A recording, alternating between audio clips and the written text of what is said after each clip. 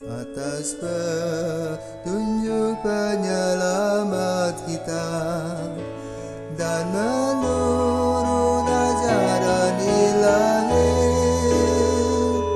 maka beranilah kita bernyanyi. Bapa kami yang ada di surga, dimuliakanlah namamu. Saudara-saudara terkasih, selamat pagi.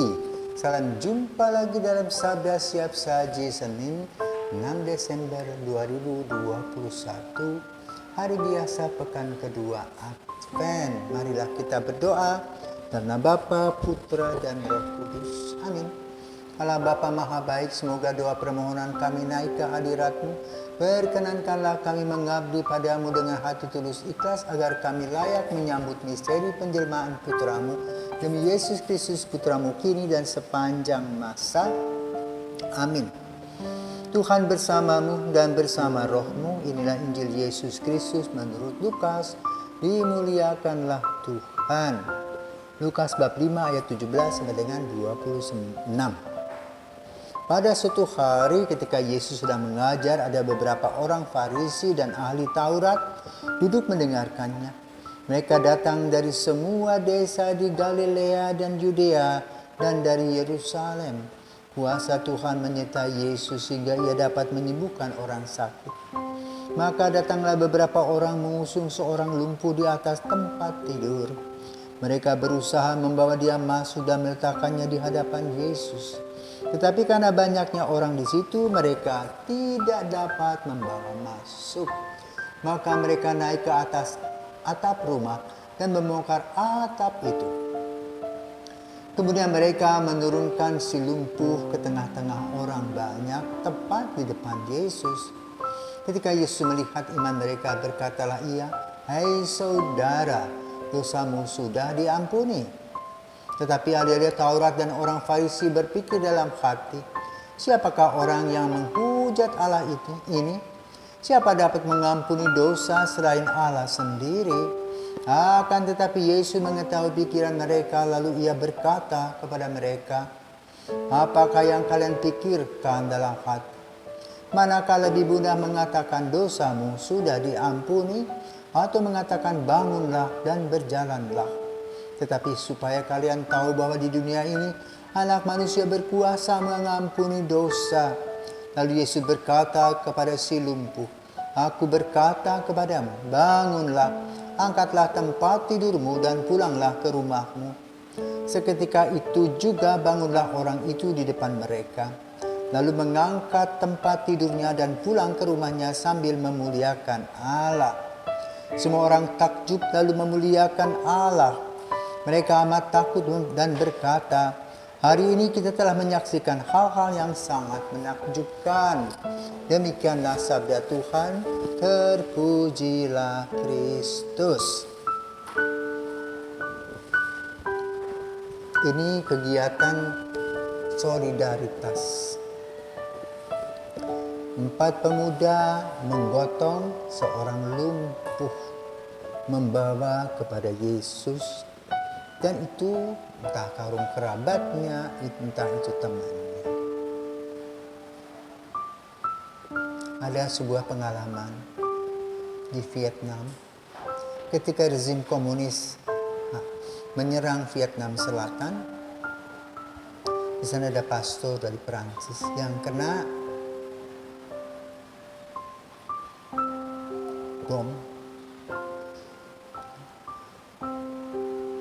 Dan kemudian dia tidak berdaya.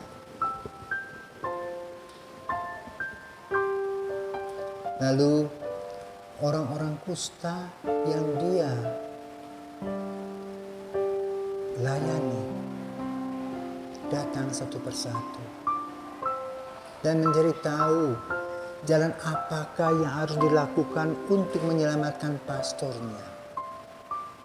Dengan air mata, dengan keberanian mereka mencari informasi. Dan mereka mendapatkan informasi bahwa pastornya harus dibawa ke ibu kota yang jaraknya 2 hari perjalanan.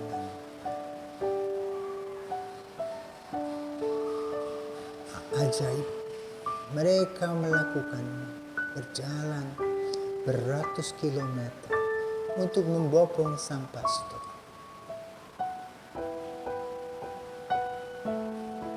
Dan sang pastor bisa diangkut ke Paris.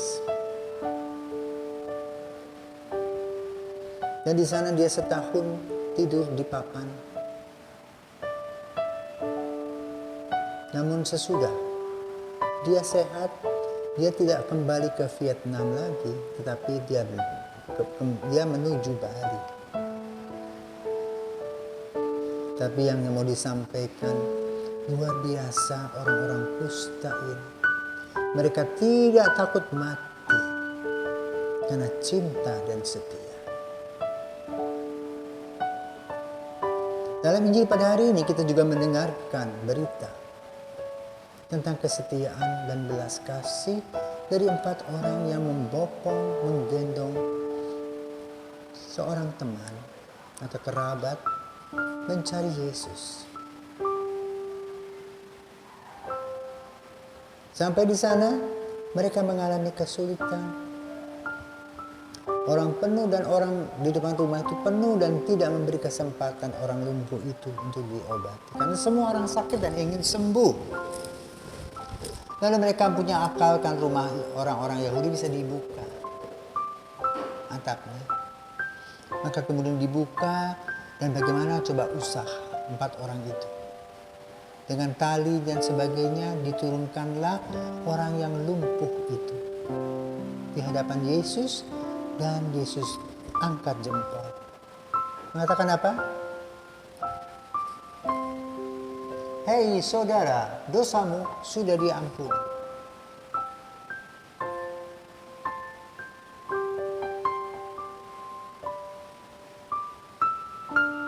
Dan terjadi.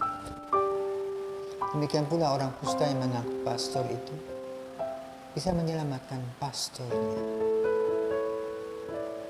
Maka pada masa Advent ini kita tidak hanya tinggal diam, tapi juga harus berbelas kasih melaksanakan tugas-tugas kita. Tak usah yang besar-besar, yang kecil-kecil saja. Bisa membantu mereka yang lapar, bisa memberi sebungkus nasi, memberi obat kepada mereka yang sakit, menyapa mereka yang kesepian. Banyak aktivitas yang perlu dilakukan sebagai aksi solidaritas. Bukan hanya diceritakan, dikotbahkan, tetapi dilakukan hal-hal kecil. Dan itu sudah dilakukan oleh orang-orang yang datang kepada Yesus, yaitu 4 pemuda tadi. Dan ini harus membuat kita mempunyai inspirasi untuk melakukan hal-hal tersebut di daerah kita sendiri.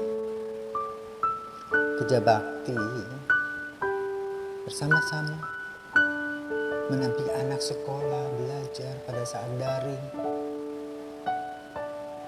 jaga kesehatan pun juga merupakan solidaritas sosial supaya temannya tidak kena tertular.